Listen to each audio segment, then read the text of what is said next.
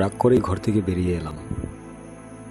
এতটাই রাগে ছিলাম যে বাবার জুতোটা পরেই বেরিয়ে এলাম সেটা বুঝতেই পারিনি।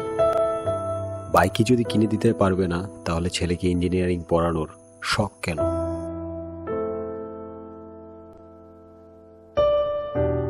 পায়ের জুতোটা কেমন যেন বেমানান, এক সাইড যেন ছেঁড়া ছেঁড়া লাগছে।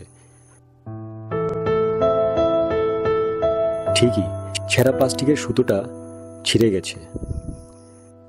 জুতোর একটা ফিতে বাঁধানো ছিল প্লাস্টিকটা দিয়ে। ইচ্ছে ছিল কোথাও চলে যাব, ধুর, বাইকই দিতে পারলো না, কি পারবে আর দিতে।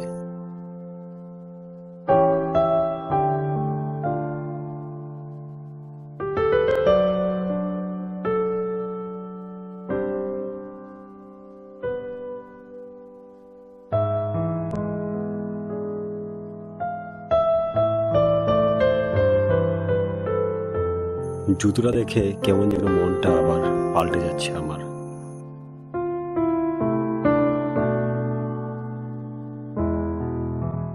হঠাৎ মনে হলো বাবার মানি ব্যাগটা আসার সময় নিয়ে এসেছিলাম, এটাতে বাবা মাকেও হাত দিতে দেয় না। দেখি কত টাকার চেক আছে আর কি কি আছে।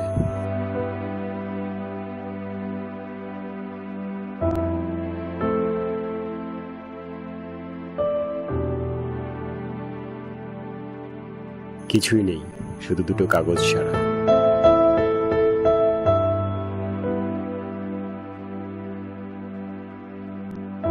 একটাই লেখা 35,000 টাকা ল্যাপটপ, এডুকেশন লোন 1 লাখ টাকা।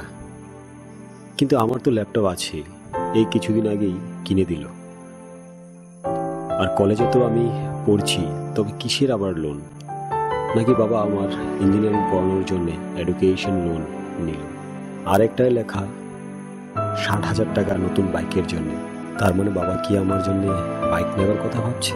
সত্যি বাবাকে বুঝতে পারিনি এতটা জীবন ধরে। রোজ রাগ আর অভিমানই করে গেলাম। মা যতবার বাবাকে নতুন জুতো কেনার কথা বলতো, তখনও বাবার উত্তর ছিল, আরে এটা এখনো 6 মাস চলবে। হ্যাঁ, সত্যি 6 মাসের উপরে চলছে। একটা ছেঁড়া প্লাস্টিকের দড়ি দিয়ে বাঁধানো এই জুতো। রোজ সকালবেলায় দেখি জুতোটা নিয়ে বাবা বেরিয়ে যান বাজার করতে। রোজ এই জুতো পরেই বাবা বেরিয়ে যান কাজের জন্য। একটা সঙ্গী বলতে গেলে বাবার এই জুতো, যেটা ভুলক্রমে আজ আমার পায়ে চলে এসছে। সত্যি একদিকে ভালোই হয়েছে। হয়তো বুঝতে পারতাম না বাবার লুকোনো কিছু কথাগুলো, যা বাবা আমাদের থেকে লুকিয়ে রাখেন শুধুমাত্র আমাদের ভালো থাকার জন্য। বাবার সেই পুরনো একটা ভাঙা সাইকেল নিয়ে এখনো কাজে যান। কোনোদিন বলেননি আমার নতুন একটা সাইকেল হলে ভালো হতো, হাসি মুখে সব করতেন। মনে আছে বাবার হাত ধরে বাবার ভাঙা সাইকেলে করে প্রথম স্কুলে গিয়েছিলাম। আমার ভুল হয়েছে, বন্ধুদের সাথে তাল মিলিয়ে চলতে গিয়ে আজ বাবার মনে কতটা কষ্ট দিয়েছি তা হয়তো বুঝবে না আমার বন্ধুরা। ওরা আমায় পড়ায়নি, আমায় খাওয়ায়নি, কাপড় জামা ওরা দেয়নি। আমার বাবা আমার জন্য সব করেছে, আর আমি আমার বাবার মনে শুধু কষ্ট দিলাম সামান্য এক বাইকের জন্য। বাবাকে আজ গিয়ে বলবো, আমার বাইক চাই না বাবা, আমি ইঞ্জিনিয়ার হব, তবে তোমার মতো করে।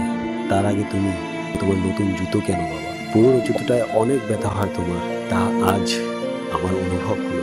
আমি বুঝতে পারিনি তুমি এতটা কষ্ট সহ্য করে চলছো। রোজই মার কাছে অভিমান করে বলতাম, তুমি সময় দাও না আমায়। তোমার কাজের বাইরেও একটা ছেলে রোজ রাতে তোমার অপেক্ষায় ঘুমিয়ে পড়তো, তা হয়তো তুমি ভুলেই গেছো।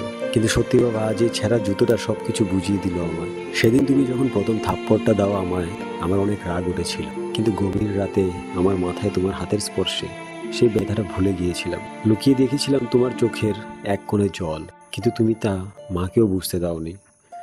ধমকের সুরে বলেছিলে, ওকে ঠিক হয়ে চলতে বলো, নয়তো আবার মার খাবে।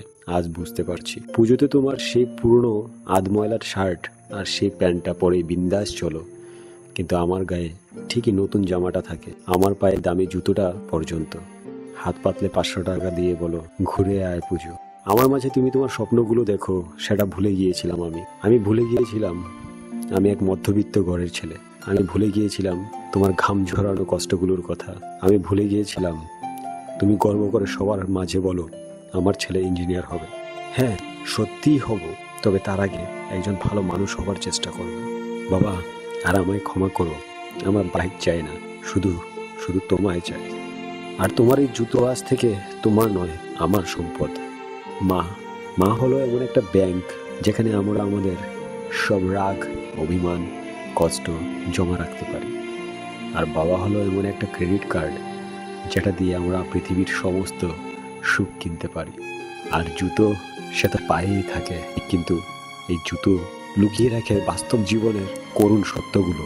হয়তো আমার বাবার এই জুতোর মতোই অন্য জুতোগুলাও লুকিয়ে রাখে সব বাবাদের লুকোনো কথাগুলো।